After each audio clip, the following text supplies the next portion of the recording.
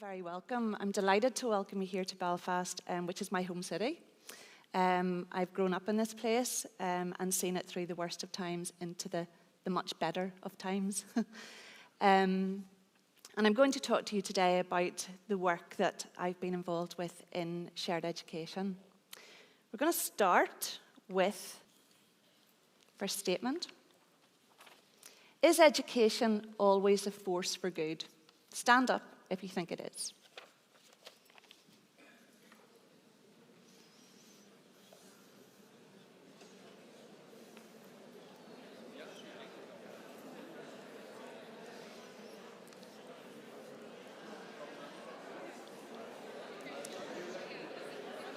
Okay, so we've quite a few standing. Anyone who stood up want to volunteer a response? I think we have a roving mic. Gives you an opportunity to listen to the different parties. Okay. Anybody who sat down want to volunteer a response? The front? I struggle with the always. Yeah. Because in Soviet Union you had propaganda. It's also education, but it's very biased. So yeah. that's the trouble, the always. Yes. Okay.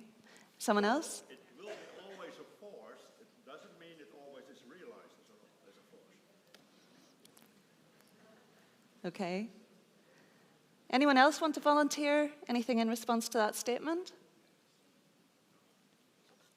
Okay. Let's move on to the next one. Integrated education or common schools is the best way to resolve problems of division in societies that have a history of conflict or hostility between divided groups.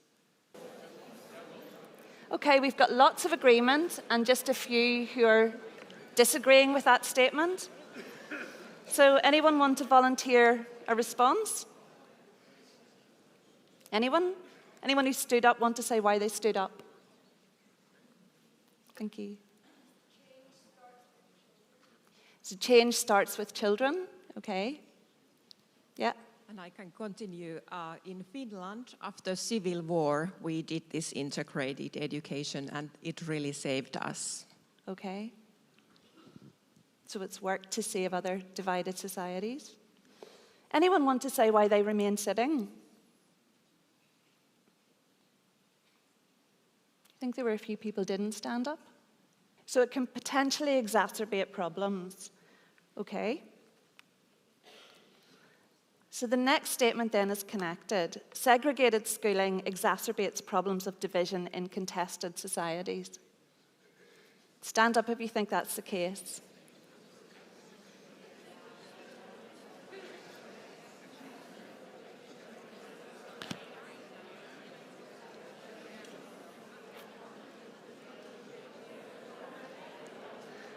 Okay, so again, most people stood up. Anyone want to say anything about that? Segregated education can exacerbate problems. Anyone want to volunteer why they think that's the case?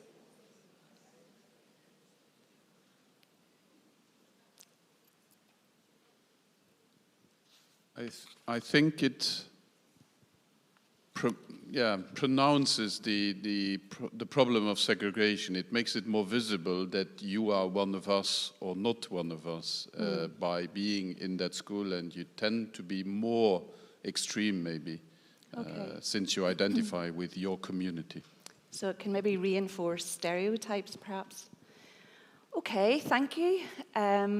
Those kind of statements, I want you to hold them in your head as I go through the presentation, because I'm going to be talking about the evolution of different approaches to education in the context of our divided society here. And some of these have resonance for other divided societies. So I'm going to talk particularly about shared education against a backdrop of our society, which is transitioning from conflict.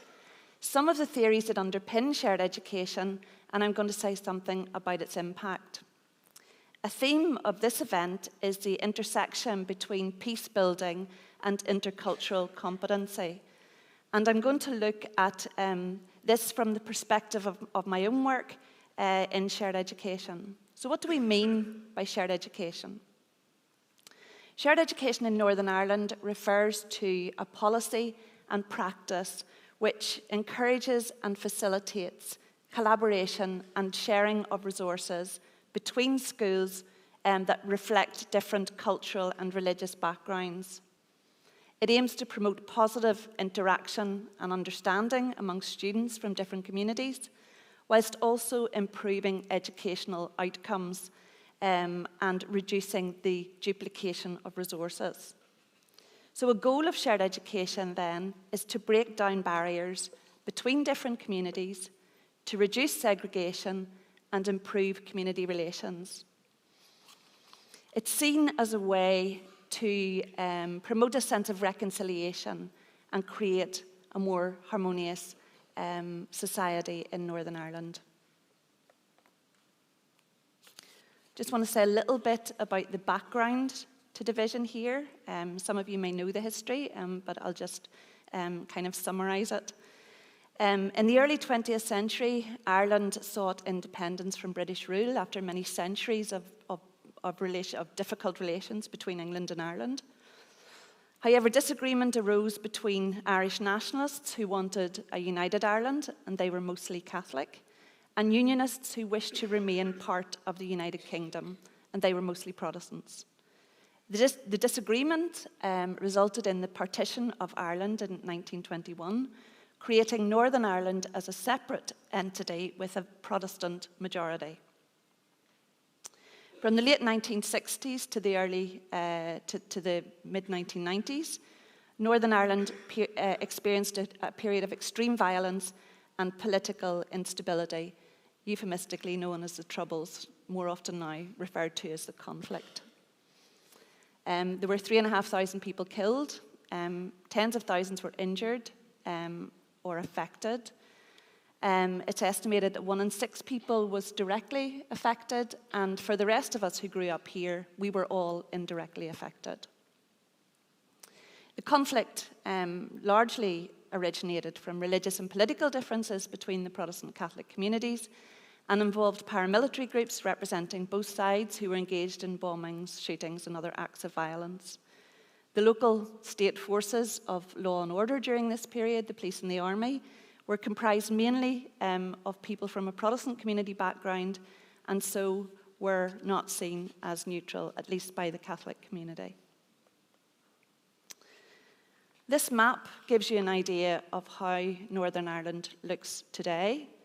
The deep orange areas are the areas that have majority Protestant community, and the deepest green areas are the areas that are most Catholic nationalist. And you can see from the map that the east of the province is more Unionist Protestant, and the west, with the border to the Republic of Ireland, more nationalist Catholic.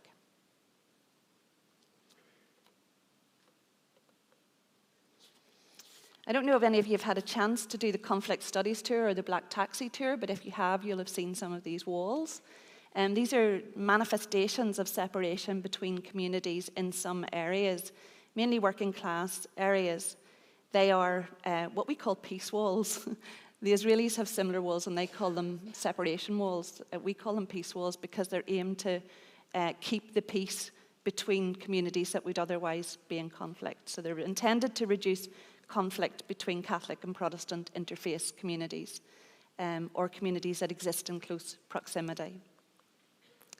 Interestingly, from the signing of the Belfast Good Friday Agreement in 1998, more dividing walls have actually gone up, and this is one of the more recent walls. Again, if any of you have done the conflict studies tour, you will know that we've got a very particular way of presenting our community affiliation and loyalty. And our murals on the sides of houses, the gable walls of houses, often demarcate territory. In this case, this is a compilation of murals from Protestant communities.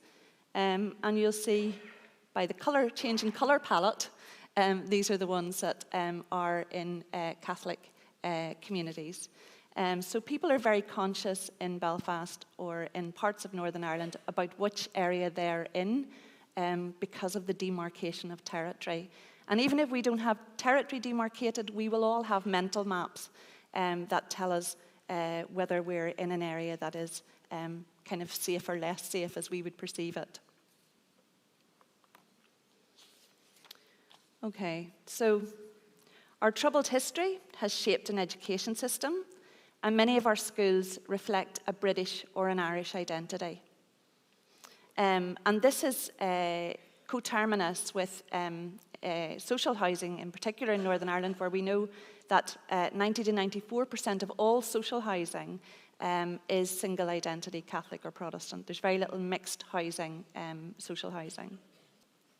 In terms of the schools, so we have 45% of our schools are controlled, state-controlled, and these are schools that would be majority Protestant.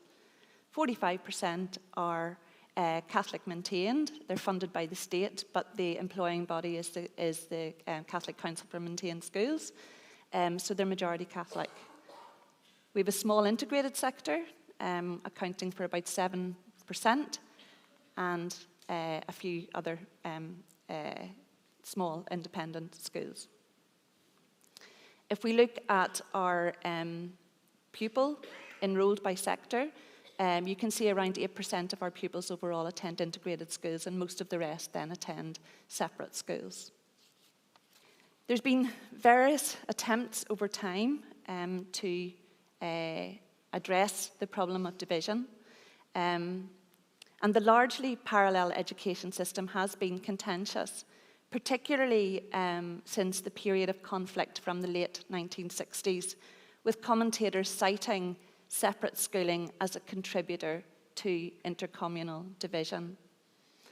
A small body of research has provided support for such concerns, reporting cross-denominational engagement, minimal cross-denominational engagement between staff and pupils from these different school sectors, limited or erroneous knowledge of the other group's religion, culture, and identity, and expressions of suspicion or fear towards peers from the other community. So there's a body of research that would seem to reinforce this notion that separate schooling has indeed perpetuated hostility or contributed to division.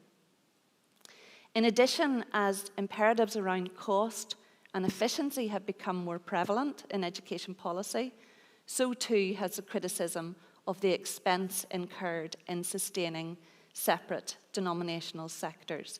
And a recent report estimated a very significant cost to the maintenance of what was seen or referred to as a duplicate or separate education. So there's a tension then between the right to separate education and the potential for separate schools to exacerbate division. And it's interesting if you look at this in the context of other societies.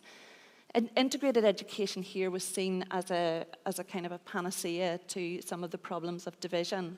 Where you have in places like the Balkans, they had a common school system, and as a result of their peace agreements, then their systems separated. So to give ethnic minorities the right to education in their first language, they ended up with a separate education system, having started with a common education system. Here in Northern Ireland, we have a separate education system, and we moved towards the introduction of integrated education in the early 1980s. So just to say something about the educational responses to division in Northern Ireland. Early responses within the separate education system included some curriculum initiatives aimed at promoting greater knowledge and understanding of the other community. There were also a number of short-term contact interventions introduced in the late 1970s. And these were aimed at bringing children from separate communities together for contact, usually short-term, usually piecemeal. Usually teachers weren't terribly invested in it. So you would have children from separate schools maybe meeting up for a day. The research evidence was that these weren't terribly successful and often reinforced some of the stereotypes that children brought to the contact intervention. Then, in the early 1980s, we had the introduction of integrated education. Integrated education was motivated by parents who wanted something different for their children. And so they opened the first integrated school without support from government, and it was a charity. But since then, government has come behind integrated education fully, and we now have around 60-something integrated schools in Northern Ireland. And there's two options: a greenfield integrated school, which is a new integrated school, which didn't exist before, or schools can transform to become integrated.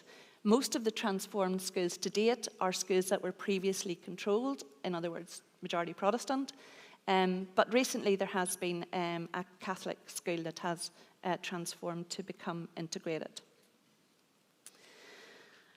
By around the mid-2000s, a number of academics and other kind of stakeholders were coming together and saying, okay, we've had integrated education now, it's been an option for a considerable amount of time, it still only accounts for a relatively small proportion of what we do.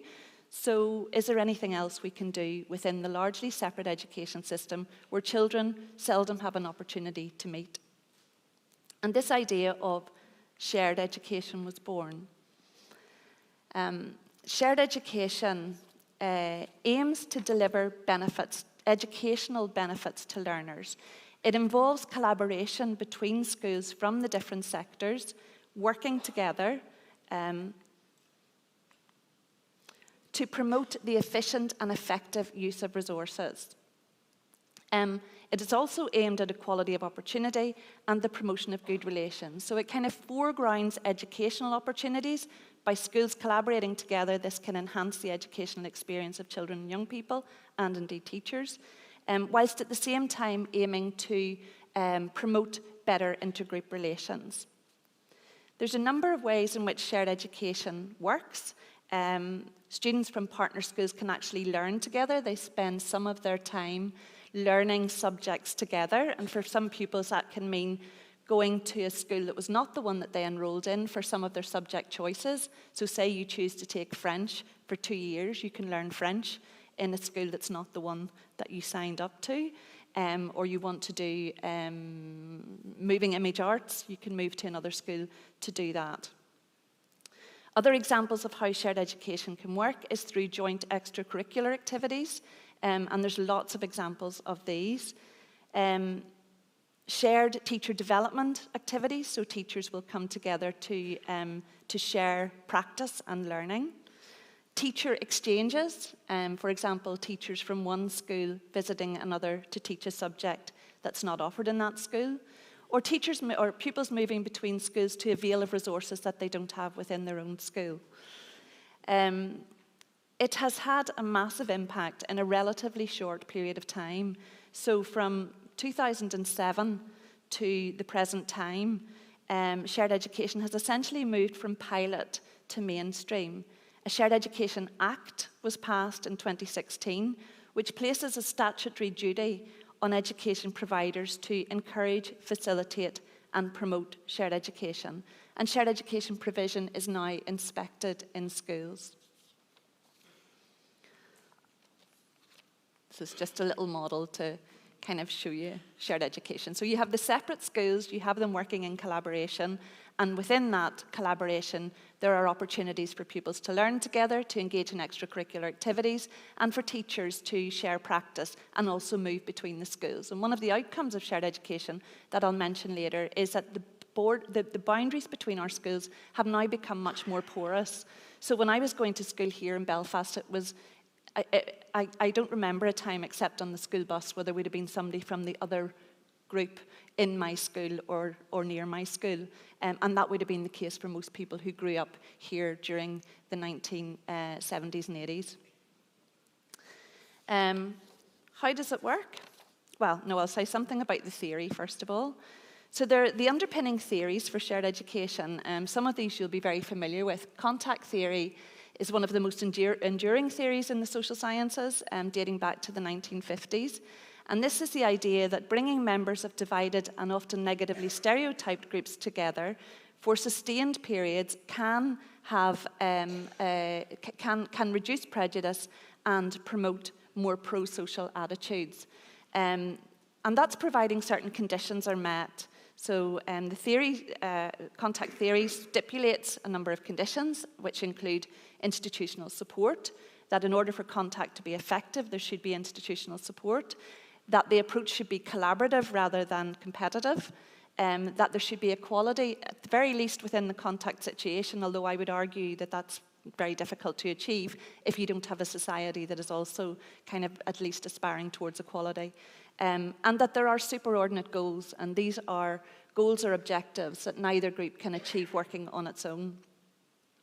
Interculturalism, again, I'm sure many of you are very familiar with this theory, education that aims to go beyond a passive coexistence to schools to achieve a developing sustainable way of living together in multicultural societies through the creation of an understanding of respect for and dialogue between different cultural groups. So in other words, creating dialogic space where issues, controversial and difficult issues relating to the nature of conflict and division can be addressed. And then finally, social cohesion theory. And there's three elements to, or there's a number of theorists who have created typologies of social cohesion theory, which is quite an amorphous kind of theoretical concept. So there are three dimensions that are interesting in the context of shared education. One of these is distributive, which refers to the equality, the distribution of wealth within a society and the fair distribution of resources. Relational, and this relates to the nature and the quality of relations across and horizontally and vertically within a society. And ideational, which refers to common values such as commitment to respect for diversity and liberal democratic principles. I'm going to now show you a couple of short films which give you examples or kind of cases of how shared education works. As I said, there's lots of different ways in which shared education can manifest, and the ways in which it does so depends very much on what the schools who are in collaboration want to do. Of a partnership in Derry, Londonderry, where, as you heard, the schools came together. One of the schools had relatively weak science provision, and the Catholic school then assisted in building the science provision in that school. And then, in turn, Lisneal, the controlled, mainly Protestant school, had strength in special educational needs, and through teacher development and shared learning, they were able to enhance the special educational needs provision in St Mary's, the other school. So that's an example of the teachers working together with outcomes for the pupils. There's a second little short clip here that I want to show you of another shared education partnership, this time in Lurgan. Okay, so that's another example, a very different example of how shared education can work. In this case, giving pupils an opportunity to explore some of those issues of division within their own context, and hearing the different perspectives on particular areas of the town. Okay, I now want to kind of move on to employ a social cohesion lens to explore the impact of shared education. If we look first at distributive cohesion, and that's about the distribution of resources, the extent to which there's equality within society. It's relevant to note here that by the mid-2000s, when the idea for shared education was first mooted, the political and social landscape in Northern Ireland had undergone some very significant transformation. The Belfast Good Friday Agreement largely brought an end to the armed conflict that had so divided the Protestant and Catholic communities, and with this came greater normalisation of society, reflected in demilitarisation, more freedom of movement for many people, and the opening up of shared spaces, particularly in the urban centres of Belfast and Derry. Alongside this, data were beginning to show the positive impact of equality reform measures. There were 3 strands to our peace process. One was about tackling some of the issues of discrimination and disadvantage. One was about a multi-party talks process, and the third one was about relationship building. By 2014, it was reported that the employment gap between Catholics and Protestants had largely closed. Other issues of discrimination and disadvantage experienced disproportionately by the Catholic community had also seen some positive shifts. And shared education also has a clear distributive agenda. And this is actually really important because some of the work that we've been doing in more recent years is in the context of Israel, where we have been supporting shared education type pilots which are aimed at educating Arabs and Jews together, or at least offering some opportunity for engagement through the school day. And that has been incredibly challenging because of the context. And the extent to which shared education plays out in other divided societies is very much contingent on what's happening in the wider social political context. And as you can imagine, that work has stalled at the moment. Shared education, in terms of its distributive agenda, aims to deliver educational benefits to learners. And importantly, this is why I think many schools were able to sign up to it. It didn't foreground reconciliation. And teachers here will often say, you know, I trained to be a maths teacher. I didn't train to resolve the problems of Northern Ireland. But if we can do shared education, if we can do maths, we can offer maths together, then that's something that I can do. And obviously parents are more likely to buy into something here where there are educational benefits for their children. So in terms of outcomes, by June 2019, 61% of Northern Ireland's schools were involved in shared education, with around a quarter of the pupil population engaged in sharing. Drawing together surveys, evidence from a range of surveys, research papers and ad hoc evaluations, a recent Department of Education report on the impact of shared education concludes that through the extensive sharing of resources, including physical infrastructure, equipment, teaching materials, shared education is having a positive impact on educational outcomes for children. Chiming with these findings, a simulation study of 4 post-primary shared education partnerships identified higher educational attainment and increased earning power as likely outcomes of the enhancement, in other words, access to increased resources, and extension, in other words, extended curriculum choice. Schools collaborating together can offer more curriculum choice, more subject choice for pupils than schools working independently. And that speaks to that kind of superordinate goal that I referred to earlier in terms of contact theory. Shared education has helped to sustain high quality provision by affording opportunities for teachers to learn from one another and matching schools with expertise in different areas, as we saw in the first video. And there's also some evidence to suggest that relating to the links between school and community, shared education may afford protection to vulnerable minority groups in areas where local relations have been strained historically. In one example in County Fermanagh, a small Protestant school at risk of closure because of falling enrolment partnered with 2 larger Catholic schools. The local area was majority Catholic, with only 1 small Protestant community.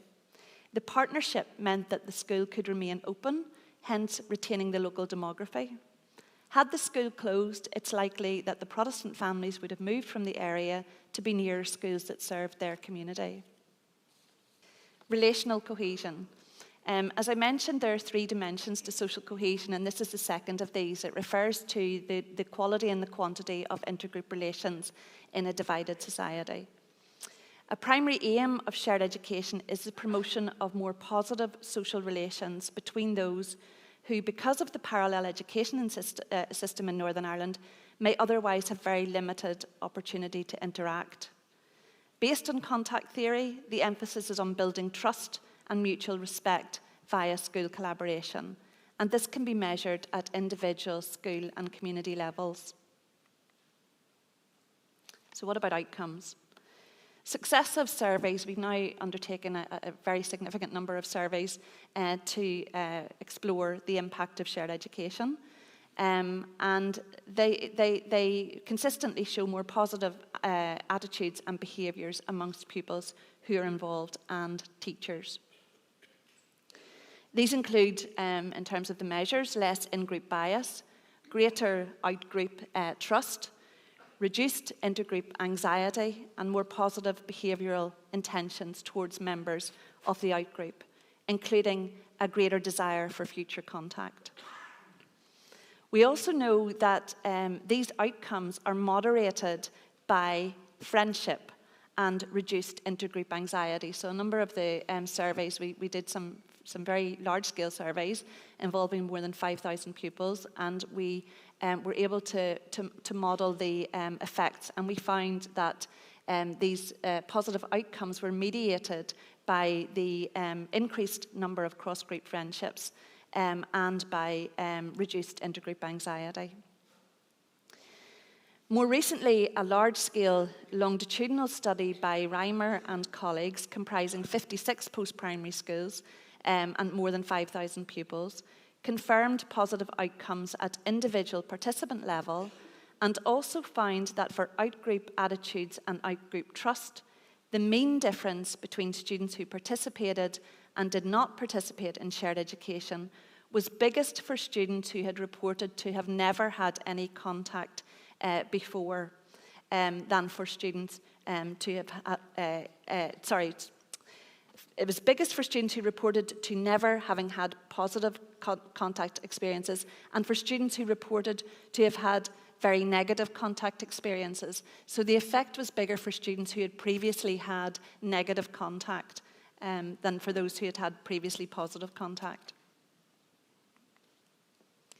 In terms of relational outcomes, qualitative research also demonstrates some significant outcomes at group and community level, with shared education seen to offer opportunities for schools to model positive interaction and favourable relationships in their catchment communities. Something that those in divided areas regarded as especially important in shaping local relations. So the schools were modelling relations that extended then into the wider community. So things like joint concerts facilitated by the schools, shared fundraising events, public congratulations for partner schools' successes were all considered to have important symbolic value in areas where intergroup hostility remained. In practical terms, such events brought visitors and parents into one another's schools, and even into a particular part of the town that they might not have gone into before. Another outcome is the possibility to imagine an alternative future. And this is well exemplified by a Ballycastle partnership. Ballycastle is a rural market town in the North Antrim coast. It has a mixed population that's served by separate primary and post-primary schools.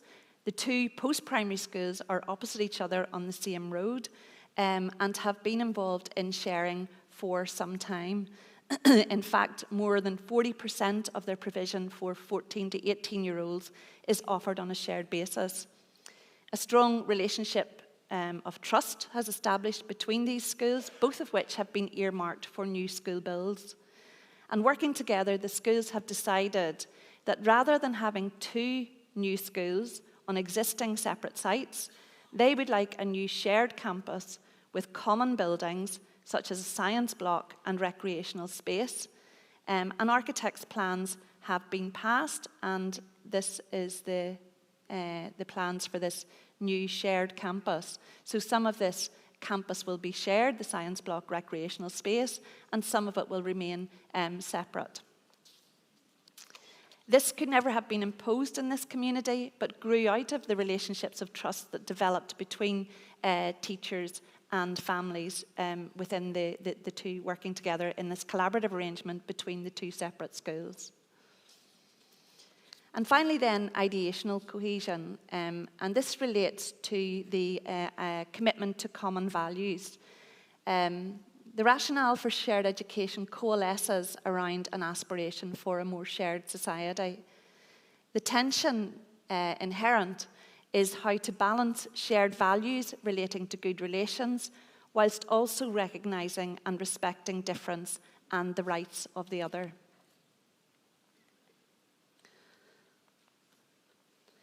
There's no serious expectation of fostering social cohesion through a narrative of common national identity in Northern Ireland. That's not going to happen. But there are indications that the widespread implementation of shared education across Northern Ireland has been a catalyst for shifting societal norms. And Brua Knox and Tony Gallagher report that as the boundaries between schools have become more porous, intergroup interaction has normalised. And that's a massive achievement in this society, where many people grew up not knowing the other. Other evidence points to the emergence of cross-cutting identities based on the opportunity for sustained engagement between young people and their teachers. Such identity affiliations are often seen to challenge the monolithic kind of Catholic, Protestant, Unionist, Nationalist ascriptions that have traditionally characterised intergroup relations in Northern Ireland. Just to give you one small example, a group of young people who were involved in one partnership and produced a music show together asked if they could have a hoodie designed for their group, for their kind of cross group, to mark their identity as participants in shared education. So they wanted to keep their own school uniform, but they wanted to have a hoodie that was representative of the collaboration between the schools and their engagement with pupils from the other school. Another significant effect of shared education, particularly as partnerships progressed and developed a stronger identity, is that schools report greater commitment to the local community as a whole. Where previously the immediately and largely homogenous school community, staff, pupils, parents, was the focus, participation in shared education partnerships is seen to encourage a sense of responsibility to all young people in an area. So we had teachers telling us, and we would have previously seen that the children that we were responsible to, or the families that were part of our catchment, would have been the Catholics, or vice versa. Now we see that all children in this area are our community.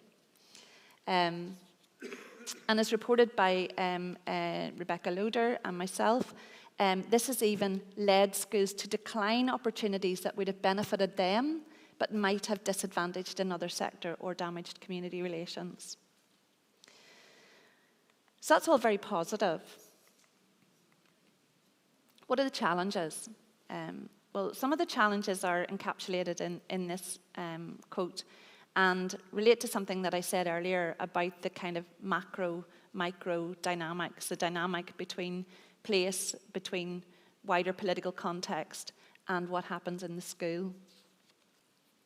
If we look at some of these quotations from young people, once we finished our class, the teacher would walk us to the door again, which is good in a way too, because you can see that she's looking out for us just in case anything was to happen. Here, like usually Catholics and Protestants don't get on, so you would think like it would be a bit awkward when you say here, what do you mean? There's a perception that Catholics and Protestants don't get on in Northern Ireland, and that comes into the school context. I would be okay saying what I thought in my own school, whereas up there I would just feel intimidated or something. It's just like you're walking down the corridors, and they're really narrow corridors, and at the breaks at lunchtime they were watching you go past because they knew your uniform. So this sense of fear remains, and it's something that, as I said, you can't disentangle what happens in the school from what happens in the wider context. There's often a dissonance between what's intended by shared education and the interpretive frames that pupils bring to the context. And there's also a dissonance between the norms and the values that are being promoted in the school and often the norms and the values that are being promoted in the home context, where there's still a degree of suspicion or sense of threat relating to the other community. In that sense, schools are obviously not islands. What accounts for the impact of shared education? Just want to say a couple of things. There are many reasons, but I'd like to draw attention to three. Shared education legitimizes diversity and difference. It accepts parents' rights to separate education for their children, which is clearly important in Northern Ireland, where there's a strong attachment to schools that are seen to manifest a form of cultural capital in divided communities. Rather than threatening this, shared education creates an alternative space within separate schools for the nurturing of intergroup relations. In foregrounding educational opportunities, as I said before, for all children, shared education is likely to have more buy-in from parents and teachers than initiatives that might have an exclusively reconciliation agenda. Such initiatives, when tried in the past, had relatively little impact, partly because teachers were uncomfortable with the agenda and the pressure on them to deliver it. We have to remember that teachers bring their own baggage to the classroom. Teachers here are educated in separate teacher training institutions and will have often grown up in separate communities themselves. And finally, the timing of the intervention, I think, is relevant. Shared education was introduced post-agreement, post-ceasefire, in a demilitarized environment where shared spaces are opening up and where engagement with the other poses less of a threat. Alongside this, while some intergroup inequalities remain, the grievances of the past relating to discrimination and disadvantage of one community over the other have largely been addressed, albeit that there remain a myriad of social problems relating to the legacy of the conflict. What are the challenges that remain? So whilst much of what I've said seems very positive, it's important to add that there are many challenges, not least of which is harnessing the potential of shared education to maximise the dialogic space it has created. The research evidence suggests that while contact between pupils and teachers from different backgrounds has normalised, engagement between them on contentious and contested issues is much more limited. And finally, there is a sustainability question. What happens when the funding runs out? So shared education was the beneficiary of very significant funding from Atlantic Philanthropies and more recently from the European peace funding. There is a commitment on the part of government, but what happens in the longer term when some of this kind of additional funding runs out? How sustainable will these partnerships be? So on that, sorry to end on a negative note, but so I'll just end there.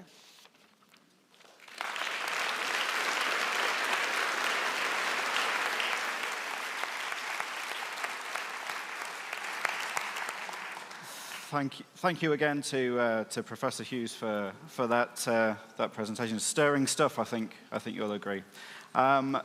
We are going into coffee shortly, but before we do, does anybody have any questions that they would like to ask Professor Hughes while she's with us?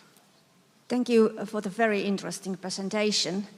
My name is Sirpa, I'm coming from Finland, and as Essi already mentioned, we have a long history many years ago when we have a civil war, but of course we didn't face that kind of challenges. My question would be that has this approach or this aim, this integration, have had any impact or influence on the teacher education?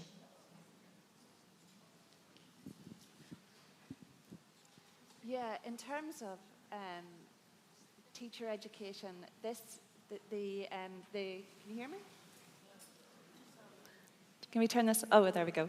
Yeah, in terms of teacher education, there is still a lot of work to be done in teacher education, and there is insufficient, I think, attention given to the fact that many teachers are now involved in working in shared education environments. The Education Authority has offered a number of short courses, but teachers often, they find it hard to recruit to them just because they are busy, they find it hard to get relief. So a lot of the training that has been offered to date has been fairly piecemeal, and there is a job to be done, I think, in incorporating shared education into the kind of the primary delivery of teacher education. Thank you. And a question here, please, in the middle from Martijn.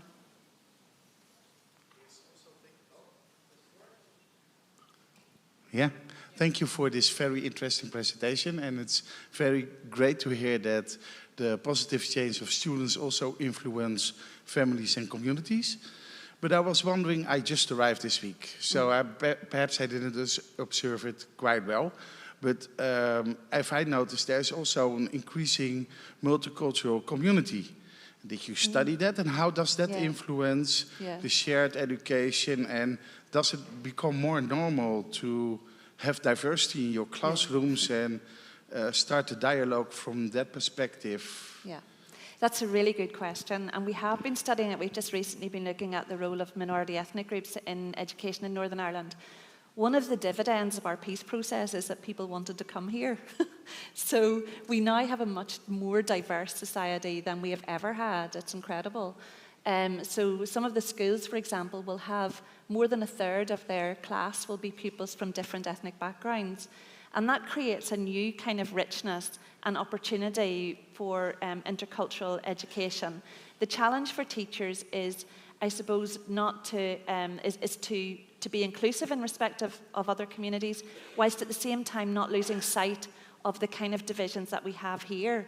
And sometimes, as you say, the other communities can kind of reflecting on some of their cultural differences can be a platform for exploring some of the controversial or more contentious issues here. But yes, it's a very rapidly changing demography in Northern Ireland, and that has implications for what we do and how we think about education in terms of not just our kind of traditional division, but how we are now a much more multicultural society and what we need to be doing in education to reflect that. Yeah. Thank you. And lastly, do we have one more question before we break for coffee? Anybody? I'm looking up as well as down. We have one here from Frank, please. Thank you. Thank you very much for your great talk, from which we can learn, I think, a lot, because inclusion is going much more beyond religion in many countries nowadays. But after getting to know two integrated schools here in Belfast from the EAPRIL school visits, which was very impressive in what they reach in crossing the boundaries and social relations, exactly what you were talking about shared education. I was wondering, is shared education not just an intermediate state in the transition towards integrated education in the context of transition from a segregated multicultural tolerance towards an integrated transcultural society where everybody can be and may be who she or he is? Yeah. That's a really, and what is the next step in that transition? That's actually my question. Well, I think the interesting thing is we don't know, but it's a really good question, because I think there would be real concern among some parties that this was a step to integrated education, because there are a number of vested interests reflected in our separate education system. And also the fact that I think that, that schools here are, people attach very closely to their school and their school type and the history of that school and the context. And particularly for the Catholic community, education was seen as a route out of poverty. And so the schools there's a strong attachment to them. And I think the idea that this is a, you know, this is a movement towards integrated schools would be resisted. But at the same time, I think it's important to say that as a system, we're becoming much more integrated. The system itself of education in Northern Ireland, as I said, the boundaries between schools are much more porous. There's much greater collaboration between schools. We don't know where that will lead. But there's a tension between that idea of more integrated schools, because there's in terms of the market, education in a marketplace, once a school decides to be integrated, then that might take some of the enrolment from the other school, you know. So there's a tension between, and there was actually a case where two separate schools were working collaboratively, and one of them decided that they want to transform to integrated, and that created a huge amount of tension, because the fear was that kids who were going to the Catholic school might now want to go to this integrated school, so they were taking numbers from the Catholic school. So it's a complex and difficult area. And as I say, nobody really knows what's going to happen, what the longer term effect is. But it's suffice it to say, at the moment, our system is much more integrated than it was. Thank you. So, friends, colleagues, Professor Joanne Hughes.